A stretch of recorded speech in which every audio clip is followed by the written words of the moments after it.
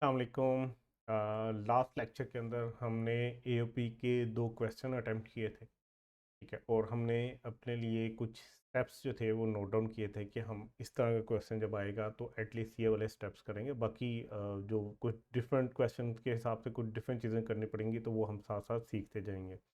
तो आज हम जो है वो इनकम टैक्स ऑर्डिनेंस का सेक्शन 92 का सब सेक्शन 1 जो है उसको पढ़ने जा रहे हैं, जो कि प्रिंसिपल्स को डिस्कस करता है टैक्सेशन के, जो कि रिलेट करते हैं एसोसिएशन ऑफ पर्सन्स के साथ। अच्छा, an AOP of persons shall be liable to pay tax separately from the members. इस बात में हमें ये समझ आती है इस बात से कि जो एओपी होती है उसने टैक्स पे करना होता है सेपरेटली अपने मेंबर्स के अलावा।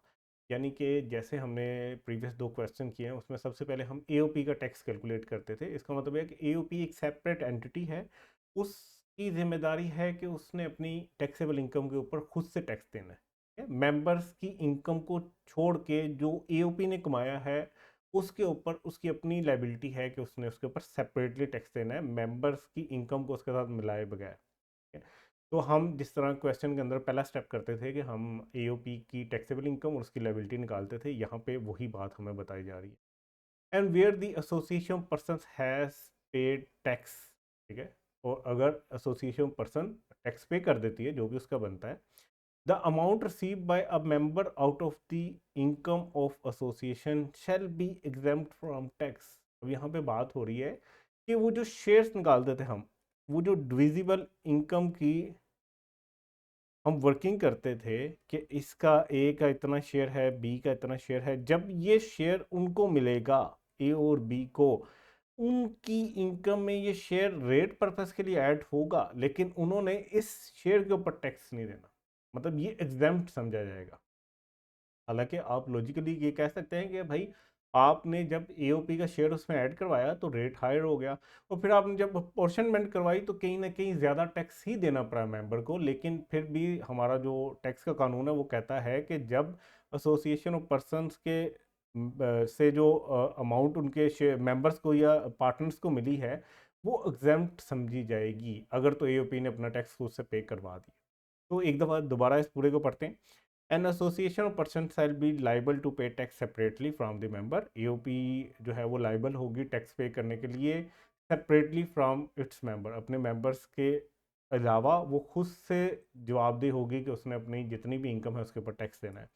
And where the association person had paid tax, और अगर वो अपना टैक्स पे कर देती है उसके बाद the amount received by a member, तो जो मेंबर को अमाउंट रिसीव होगी out of the income from the association उस एओपी के शेयर में से, वो एग्जेम्प्ट समझी जाएगी टैक्स से। अच्छा,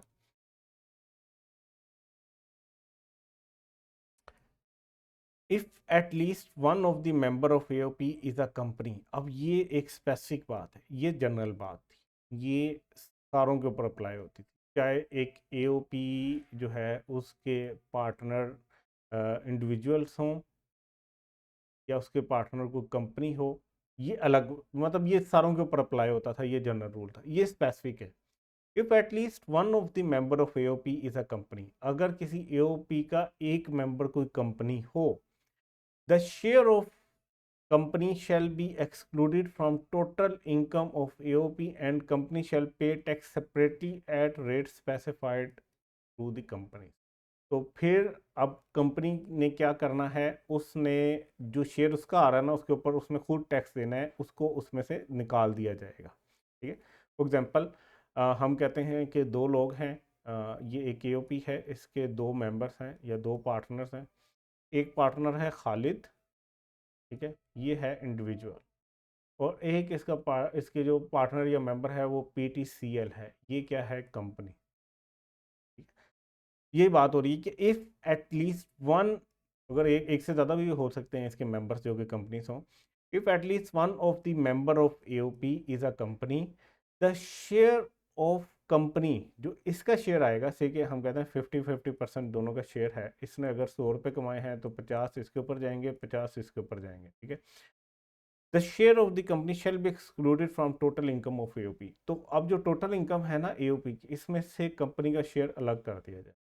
and company shall pay separately tax applicable to them. और ये जो 50 रुपये का कंपनी का शेयर है ना, इसके ऊपर कंपनी खुद से अपने हिसाब से 29% रेट लगा के टैक्स जमा करवाएगी। बाकी जो 50 रुपये बच गए वो एओपी की इनकम समझी जाएगी, उसके ऊपर उस हिसाब से टैक्स लगाया जाएगा, जैसे हम सीखते हैं। इस बात को ज़रा समझिएगा कि अगर किसी एओपी के अंदर एटलीस्ट एक कोई मेंबर जो है वो कंपनी है, तो जो कंपनी का शेयर है उसको निकाल देना है हमने एओपी में से, ठीक है। उसको सिंपल एओपी के ऊपर जो रेट लग रहे हैं उसके शेयर, कंपनी वाले शेयर के ऊपर वो रेट नहीं लगना, उसको पहले साइड पे कर दो आप। बाकी जो बच गया उसके एओपी की उसी तरह वर्किंग करो आप, उसके ऊपर उसी तरह टैक्स निकालो। जो कंपनी का शेयर है उसने कंपनी के ऊपर जो टैक्स के रेट्स लगते हैं उस हिसाब से उसने उसके ऊपर जो है वो टैक्स पे करना है। चेंज इन कंस्टिट्यूशन, ठीक है। जब भी आप एओपी बनाते हो, सही कि आप 3 दोस्त मिलके कोई फर्म बना लेते हो, कोई एओपी बना लेते हो, ठीक है। तो ये 3 मेंबर हो गए एक एओपी के, ठीक है। ये तीनों मेंबर हैं एक एओपी के। तो ये तीनों मेंबर्स ने जब एओपी बनाई होगी तो इन्होंने एक एग्रीमेंट साइन किया होगा, ठीक है। से कि फर्म बनाई है तो फर्म डीड वगैरह साइन कर ली होगी, उसके अंदर बताया होगा कि इस बंदे का कितना शेयर है, से ये कहता है मेरा 20% शेयर होगा, इसका 30% शेयर होगा, इसका 50% शेयर होगा। ये सारा कुछ उसमें लिखा हुआ होगा। अच्छा, इसके अलावा ये भी हो सकता है कि ये कहेगा कि भाई मैं जो है ना वो सैलरी लिया करूँगा, क्योंकि मैं काम करूँगा तो मुझे सैलरी मिलेगी। ये कहेगा भाई मैं भी सैलरी लूँगा, ये कहेगा मैं काम नहीं करता मैं सैलरी नहीं लूँगा। ये ज़्यादा काम कर लेगा तो ये कह रहा है कि भाई मुझे बोनस भी मिलेगा। इस तरीके से डिफरेंट तरीक़ों से इनकी पहले ही जो है ना वो चीज़ें आपस में फाइनल हो जाती हैं डिस्कशन के बाद। उसके बाद वो सारा कुछ एक जो है ना उस स्टैम्प पेपर के ऊपर लिख के ये लोग साइन कर देते हैं, तो इस तरीके से इनकी एक फर्म बन जाती है, एओपी बन जाती है। अब ये एक किस्म का कॉन्स्टिट्यूशन है इस एओपी का, ठीक है। इसमें लिखा गया है कि किसकी कितनी शेयर होल्डिंग है एंड होल्ड है, ये सारी चीज़ें इसमें लिखी हैं। अगर कभी चेंज आ जाए कॉन्स्टिट्यूशन के अंदर तो फिर क्या होगा? Where there is change in constitution of AOP या जॉइंट वेंचर। अब जॉइंट वेंचर भी दो या दो से ज़्यादा एंटिटीज़ का मिलकर काम करना जो है वो जॉइंट वेंचर कहलाता है। ये भी एओपी की तरह की बात है। Where there is a change in constitution of AOP या joint venture, for example admission, retirement और change in profit sharing ratio, ठीक है। तो कि इसमें एक नया बंदा अगर ऐड होने जा रहा है तो ये भी इसके अंदर चेंज आने जा रही है, इनको इसके अंदर कुछ चेंजेस करने पड़ेंगे या एक नया डॉक्यूमेंट बनाना पड़ेगा, फॉर्म के हिसाब से एक नई कॉन्स्टिट्यूशन बनानी पड़ेगी अपनी एओपी की। तो जब भी कोई नया बंदा ऐड हो रहा हो, ठीक है, या पुराना बंदा छोड़ के जा रहा हो, ये छोड़ के जा रहा है या ये फोत हो गया, तो इसका मतलब यह है कि कॉन्स्टिट्यूशन में कुछ चेंज आ गया, या एग्जिस्टिंग बंदों ने अपनी शेयर परसेंटेज में कुछ चेंजेस कर ली हैं, तो इसका मतलब है कि चेंज हो रही है कॉन्स्टिट्यूशन। तो 3 चीज़ें आप देख लें कि जब कभी भी एओपी में चेंज आए, जैसे कि कोई नया बंदा ऐड हो जाए, एडमिशन हो जाए, कोई बंदा पुराना बंदा छोड़ के चला जाए यानी कि रिटायरमेंट हो जाए, या कोई प्रॉफिट शेयरिंग रेशो में चेंज आ जाए, the profit will be divided to the partners on time proportion. तो फिर आप टाइम के हिसाब से देखोगे कि कब ये चेंज आई, ठीक है। फॉर एग्जांपल आपका साल शुरू होता है 1 जुलाई से, 30 जून को ख़त्म होता है, 1 जुलाई 2024 को साल शुरू हुआ, 30/6/2025 को ख़त्म होना है। यहाँ तक का जो टाइम था ना, यहाँ पे 2 पार्टनर थे, ठीक है, दोनों 50-50% शेयरिंग ले रहे थे। इसके बाद यहाँ पे चेंज आ गई, उसके बाद ये दोनों पार्टनर्स ने आपस में शेयरिंग परसेंटेज चेंज कर ली। इसने कहा मैं 30% लूँगा, इसने कहा मैं 70% लूँगा। तो टाइम की बेसिस पे इतनी जो इन्होंने कमाई की होगी उसकी अपॉर्शनमेंट इस हिसाब से कर दें, जो इसके बाद वाला पीरियड होगा उसकी अपॉर्शनमेंट इस हिसाब से करनी है। यानी कि profit will be divided to the partners on time basis के हिसाब से जो प्रॉफिट होगा वो डिस्ट्रीब्यूट होगा। अच्छा, अब कर लेते हैं बात कि रिस्पॉन्सिबिलिटी किसकी है कि उसने रिटर्न फाइल करनी है। It is with members on the date firm is required to file return, ठीक है। ये जो मेंबर्स हैं ना किसी भी फर्म के, इनकी जिम्मेदारी है कि उन्होंने रिटर्न फाइल करनी है एओपी की। कब करनी है? जब उसकी फाइल करने की डेट है, ठीक है। वो नॉर्मली जिस तरह इंडिविजुअल के केस में होती है उसी तरह एओपी के ऊपर भी होती है, ठीक है। 30 सितंबर से पहले पहले करनी होती है अगर नॉर्मल टैक्स ईयर है उसका। अच्छा, responsibility for depositing tax in case of dissolution और डिसकंटिन्यूएंस ऑफ बिजनेस। इन केस कोई एक एओपी है, वो डिसॉल्व हो रही है, उस बिजनेस उसका वजूद ही ख़त्म हो रहा है, या उसने अपना काम जो है वो ख़त्म कर दिया है, अब वो बंद हो रही है, उस केस में किसकी रिस्पॉन्सिबिलिटी है कि उसने डिपॉजिट करवाना है tax? It can be recovered from any person who was member at time of dissolution. ठीक है, मतलब ये किसी भी उस पर्सन से आप वसूल कर सकते हो जो उस एओपी का मेंबर था जब वो एओपी जो है वो डिसॉल्व हुई।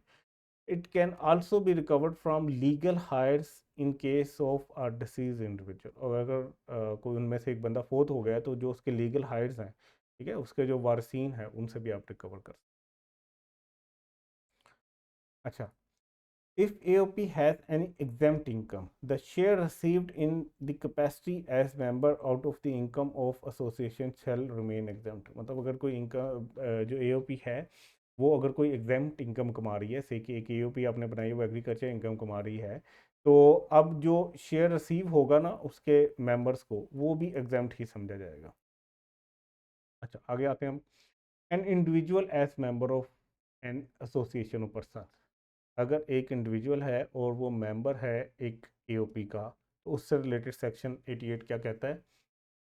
If for a tax year an individual has taxable income and drive share from AOP. अब ये वही जो हम क्वेश्चन कर रहे हैं ना, उसी की बातें यहाँ पे आपके सामने आई कि भाई एक कोई इंडिविजुअल है, ठीक है, किसी भी साल के अंदर अगर उसकी टैक्सेबल इनकम आ रही है, यानी कि इंडिपेंडेंट वो कोई और काम कर रहा है, वो कहीं पे जॉब कर रहा है तो सैलरी इनकम आ रही है, कोई उसने शेयर्स वगैरह बेचे हैं तो कैपिटल इनकम आ रही होगी, उसकी कोई प्रॉपर्टी है रेंट पे दी हुई है तो रेंटल इनकम आ रही होगी, इनकम फ्रॉम प्रॉपर्टी आ रही होगी।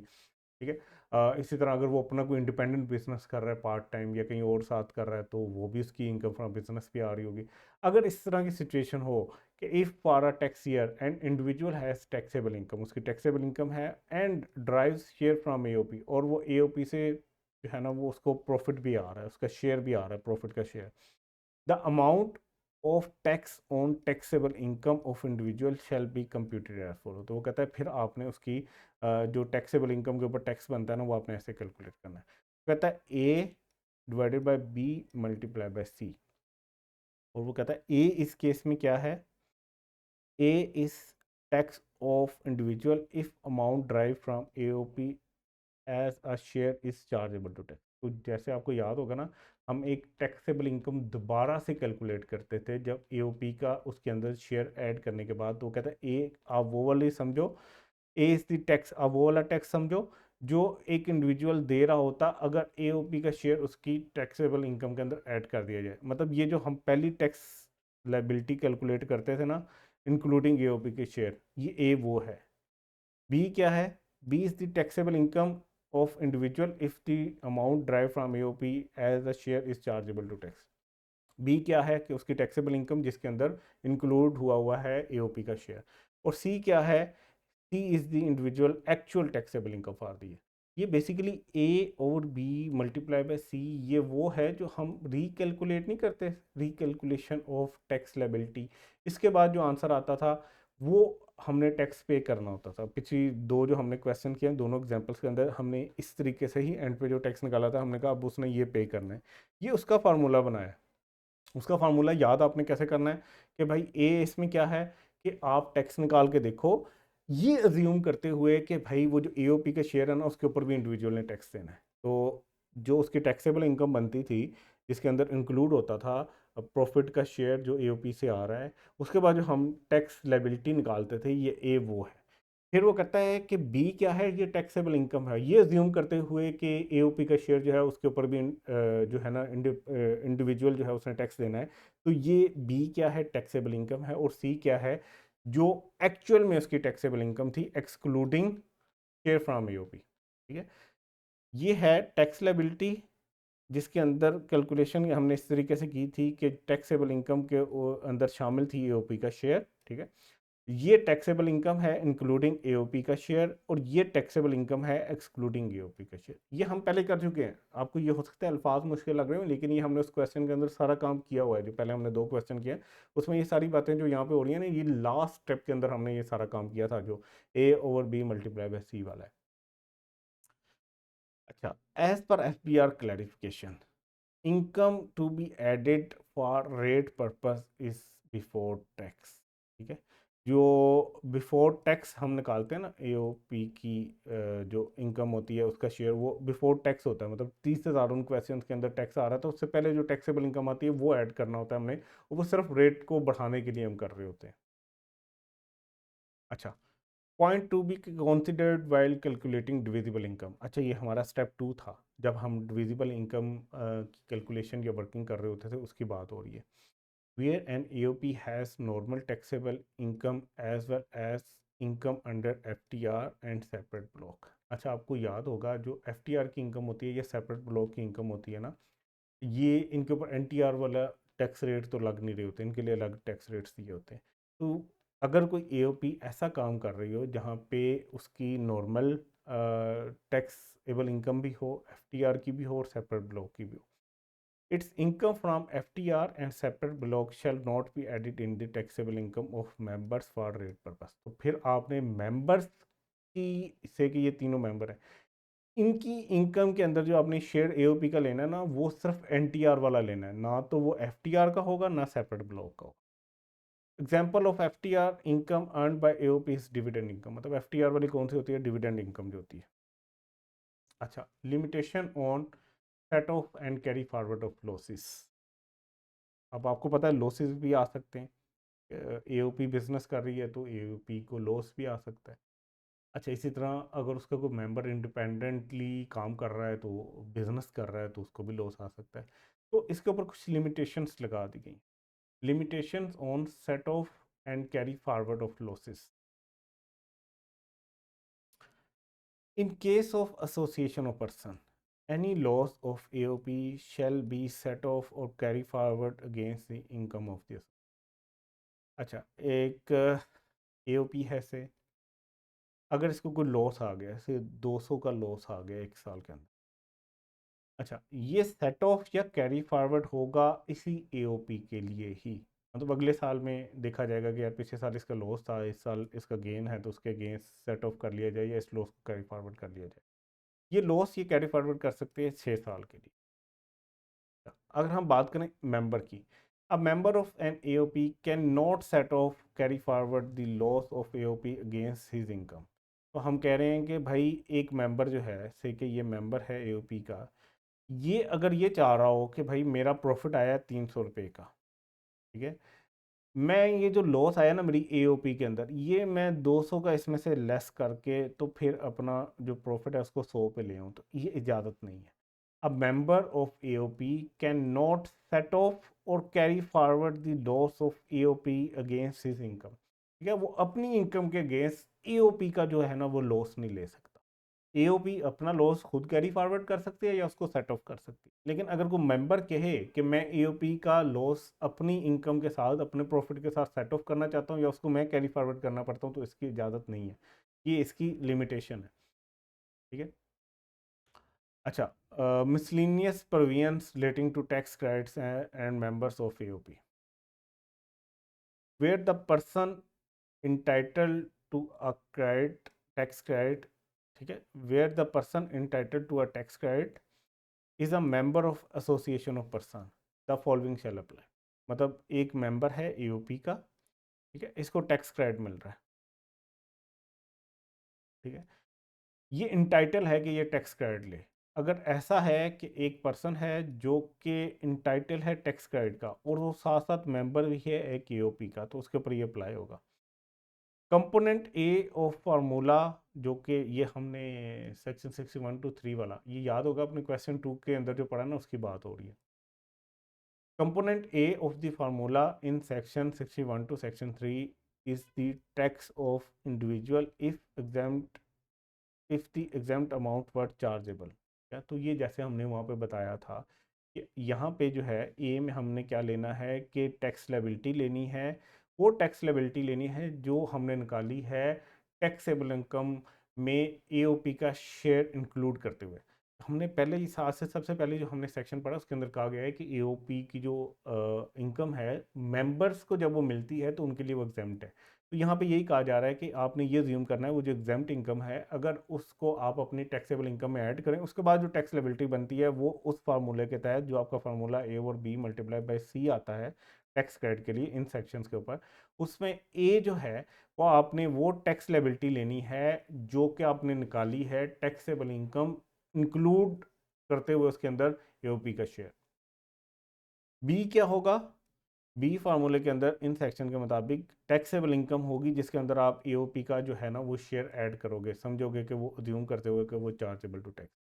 ये बातें हम ना आसान अल्फाज में पिछले लेक्चर में डिस्कस कर चुके हैं। अब ये आपको मुश्किल लग रही होंगी जब हम ये सेक्शन पढ़ रहे हैं, लेकिन आपने इनको उसी के साथ लिंक करना है। मैंने जो आपको स्टेप्स बताए थे उन स्टेप्स के अंदर जो हमने सेकंड क्वेश्चन किया था उसके अंदर हमने जो स्टेप्स बताए थे उसके अंदर यही बातें मैंने लिखी हुई थी कि आपने ए को किसको लेना है, बी को किसको लेना है, सी को किसको लेना है। तो यहाँ पे ए और बी के बारे में तो बात बताई गई है, सी के बारे में वो चुप है तो हम उसको एक्सक्लूडिंग एओपी का शेयर ले लेते थे, ए और बी में इंक्लूड करते थे एओपी का शेयर। मतलब टैक्स लायबिलिटी वो लेनी है जो आपने निकाली है टैक्सेबल इनकम के ऊपर जिसके अंदर शेयर इंक्लूडेड है एओपी का, और बी क्या है वो टैक्सेबल इनकम जिसके अंदर शेयर इंक्लूडेड है एओपी का। ठीक है, सी में हमने एक्सक्लूडिंग एओपी ले लिया था। अच्छा, उसी से रिलेटेड आगे चलते हैं। Where the person is a member of an AOP any excess credit for a tax year में बी क्लेम्ड बाय एओपी। अब ये इंपॉर्टेंट बात है, इसको आपने समझना है। वो कह रहे हैं कि वेयर द पर्सन, कोई भी पर्सन ऐसे कि ये बंदा है, वो बंदा मेंबर है किसी एओपी का। अच्छा, उसके पास जो टैक्स क्रेडिट है वो ज़्यादा हो गया किसी भी साल के लिए, तो वो अब एओपी क्लेम कर सकती है। For availing this benefit the member and the association should agree in writing, agreement must be furnished with the association return of income.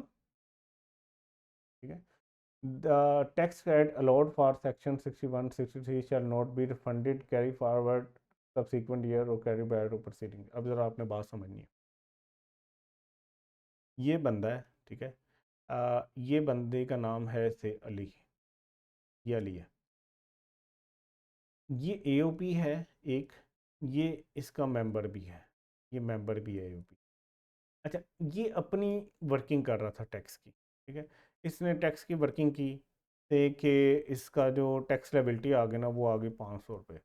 फिर इसने टैक्स क्रेडिट की कैलकुलेशन की, टैक्स क्रेडिट जो था वो इसका बन गया 700 रुपये का। अब मसला ये है कि ये मैक्सिमम 500 तक एडजस्ट कर सकता है, 200 जो एक्स्ट्रा आ गया ना, एक्स्ट्रा क्रेडिट, ये अली जो है ये एक्स्ट्रा क्रेडिट एओपी की टैक्स लायबिलिटी के अगेंस्ट एडजस्ट कर सकती है। ठीक है, एओपी इसको क्लेम कर सकती है। देखिए, एओपी की जो टैक्स लायबिलिटी थी वो 900 थी, उसमें से ये वाला जो एक्सेस टैक्स क्रेडिट है ये अली का टैक्स क्रेडिट है, उसमें से लेस करके बाकी 700 बचता है। ये काम किया जा सकता है, इसकी इजाज़त है। शराइत क्या है कि इन दोनों में जो है ना वो एक रिटर्न एग्रीमेंट होना चाहिए, और एग्रीमेंट जो होगा जब इस एओपी की रिटर्न फाइल करनी है ना उसके साथ आपने वो लगा के देना। ठीक है, और ये जो टैक्स क्रेडिट है ना सेक्शन 61 और सेक्शन 3 के अंदर, इसको ना तो रिफंड किया जा सकता है, ये पैसे उसके बाद में आपको वापस नहीं मिलेगा, ना कैरी फॉरवर्ड कर सकते हो सबसीक्वेंट ईयर्स के अंदर, ना कैरी बैक कर सकते हो प्रोसीडिंग ईयर्स के अंदर। अब यहाँ से एक चीज़ आपने समझनी है, अगर एओपी के पास एक्सेस क्रेडिट आ जाए वो इनको नहीं दे सकती, वो अपने मेंबर्स को वो एक्सेस क्रेडिट जो है वो ऑफर नहीं कर सकती, लेकिन अगर मेंबर्स के पास एक्सेस क्रेडिट आ जाए तो वो ऑफर कर सकते हैं कि एओपी इसको क्लेम कर ले। ये बात अब आपने समझनी है। AOP can not offer the excess credit to its member, वो नहीं ऑफर कर सकती, लेकिन मेंबर्स जो हैं वो अपना एक्सेस क्रेडिट एओपी को दे सकते हैं। ठीक है, member can offer but in same year, no carry forward no carry back. ठीक है, वो एक साल के अंदर अगर वो एडजस्ट करवा सकते हैं तो करवा लें। चलें, अब एक काफ़ी बड़े वाला क्वेश्चन हम करने जा रहे हैं। ठीक है, तो परेशान नहीं होना, इनकम फ्रॉम बिजनेस से ही मिलता जुलता क्वेश्चन है, तो जब ये हम क्वेश्चन करेंगे तो आपके इनकम फ्रॉम बिजनेस वाले भी कॉन्सेप्ट थोड़े से रिवाइज होते जाए। क्वेश्चन नंबर है हमारे पास 3। ठीक है, तो अब इस क्वेश्चन नंबर 3 को मैं करने जा रहा हूँ।